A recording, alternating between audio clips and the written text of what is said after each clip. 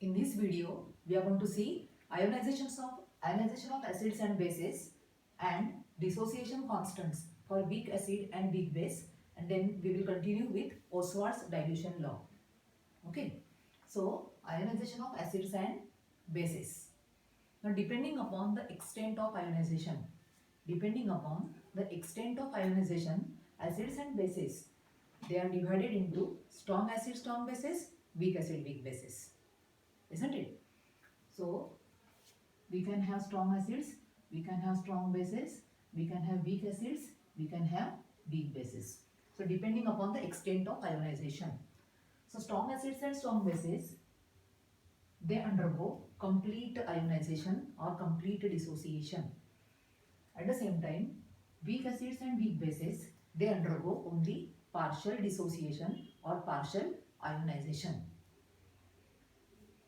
For example, if you take strong acid as HCl, it will dissociate to form H plus and Cl minus ions in aqueous solution, and it is going to be completely dissociated.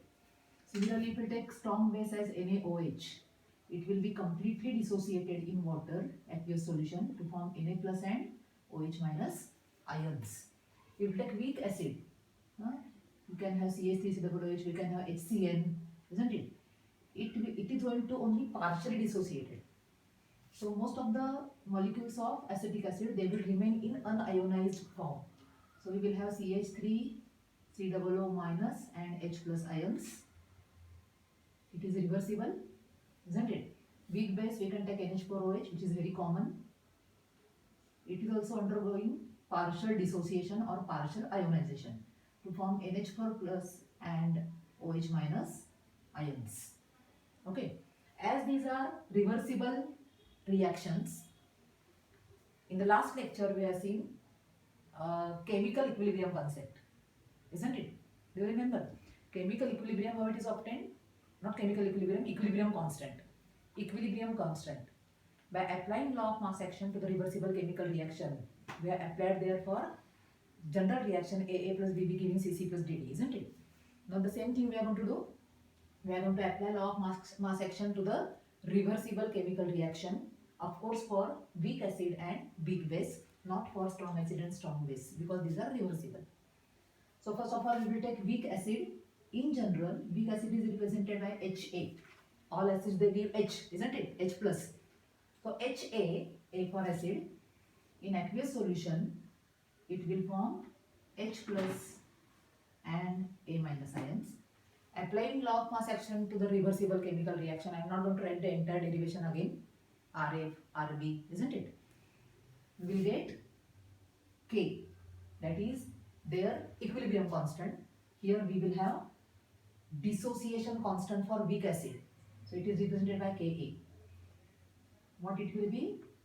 H plus A minus into A minus upon HA. Similarly, weak base. Weak base is represented in general by BOH. Like HA, we have BOH. B for base, OH ions are given by bases and therefore BOH.